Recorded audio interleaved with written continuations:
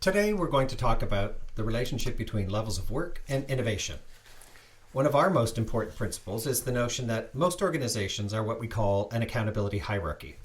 And what that means is that the accountability for more complex long-term work, which is often characterized by incomplete information, long time horizons, and high levels of uncertainty and ambiguity, is delegated to individuals who occupy roles at higher levels in the organization. In most companies, for example, it's the CEO who is accountable both for delivering on this year's goals as well as ensuring that the company thrives into an increasingly uncertain future. Research has demonstrated that even the most complex organizations in the world consist of no more than 7 discrete levels of management, which are defined by time span, how long it takes to deliver the outputs the role is accountable for, and complexity, the number of variables that must be taken into account in order to successfully deliver. In a properly structured and functioning accountability hierarchy, very complex long-term work is passed down to accountable role holders who may delegate some of their work to a level below. And as roles approach level 1, ambiguity and uncertainty are less likely, and role holders most often engage in work that has short time horizons and creates concrete, tangible outputs. In our model, individuals who occupy roles from levels 4 to 7 deal with work that often focuses on effectiveness. Are we doing the right things?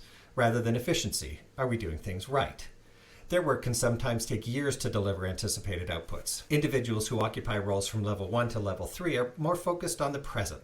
Their work involves the short-term tasks and outputs that must be accomplished in order to deliver on the organization's strategy. By structuring the work in this way, organizations recognize the fact that innovation and value creation differ at different levels of the organization. Levels 1 to 3 contribute most to the current value of the enterprise through their focus on quality and efficiency as they deliver the goods or services the organization produces. Levels 4 through 7 contribute most to the future value of the enterprise as they oversee the work of levels 1 to 3 and continuously look for ways to improve the business model or invent new business models, explore new customers and markets, and develop and launch new products. Taken together, we can see the impact of each level of work on total enterprise value. So what does all this have to do with innovation, you might ask? Well, it turns out a lot. We know that each level of work contributes to total enterprise value in a different way, and part of that contribution comes from innovation. And we also know that innovation itself varies by level. So when we combine the principles of levels of work, time, and complexity with the notion of innovation itself, we can see how each level of work focuses on a different kind of innovation. At level 3, for instance, innovation is focused on continuous improvement of processes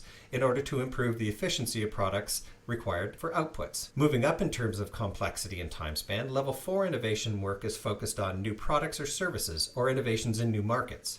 And as we go up yet again in complexity and duration, level 5 innovation is focused on new business models, level 6 on innovation at the global industry level, and level 7 on innovation at the societal level. So it's really important, as we see, that organizations answer some very important questions as they define their competitive strategy and long and short-term plans. One of those important questions is, at what level must we innovate in order to successfully deliver on the strategy? Does our strategy call for a new business model or a new market? Or do we need to influence and change the way an entire industry operates? Let's look at some concrete examples. In about June of 1999, a new peer-to-peer file sharing service burst onto the scene of a rapidly evolving internet. Focused for the most part on sharing digital files, Napster created a lot of buzz. Napster is what we would call a level 3 innovation. The primary focus of the service was changing the process by which people acquired music. And while the process innovation got Napster off to a good start, it was not sufficient to provide the long-term platform for sustainability and growth that Napster needed. A few short years after coming online, Napster closed down its service and in 2002 sold its remaining assets. A few years ago, we helped one of our clients, AstraZeneca, reorganize around a level 4 innovation in sales and marketing strategy. While AstraZeneca's research had determined that they needed to innovate and reimagine their entire sales and marketing approach, the design of their organization was preventing them from effectively executing on their innovative ideas. We helped facilitate an organizational redesign and implemented a new structure that accelerated their innovation efforts to a considerably faster pace. They achieved their 3-year sales and marketing goals by the end of year 1. iTunes is a great example of level 5 business model innovation. While Napster had pioneered the process-level innovation a few years earlier, Apple went the extra mile in 2001, building on process innovation by developing a revolutionary approach to content, licensing, and royalty payments. Apple's Level 5 business model innovation created a stable, sustainable, and secure base for their new line of business. Apple Music, it turns out, is much more disruptive than Napster was because they innovated at the business model level and not the process level. Two good examples of global industry-level innovation are Airbnb and Uber. Both of these companies entered long-established industries, lodging or accommodation, and transportation respectively, and essentially redefined the playing fields. These organizations both created markets out of empty space. For Airbnb, the unused space in people's homes, and for Uber, the unused space and time in people's cars. They both took advantage of existing infrastructure and put it to a new use by creating a marketplace and populating that marketplace with both buyers and sellers.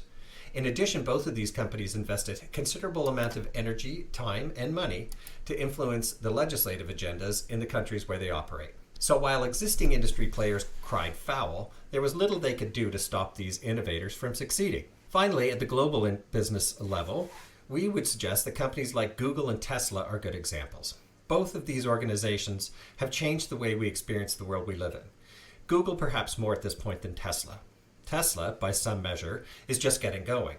They chose to wrap their business around what they perceive as a global existential threat, environmental changes brought on by carbon emissions, which they believe threaten our very existence. The batteries that power Tesla's cars will, they believe, alter the way we experience life on this planet. More recently, Tesla's efforts have extended into space, and soon, we're told, will include visits to other planets in our solar system. Google's search engine and breakthrough work on algorithms has literally changed the way most humans on this planet find everything from information to consumer goods to life partners. And at the same time, Google has monetized its advances in part by changing the way advertisers find us. Innovation is a necessary part of any organization's processes.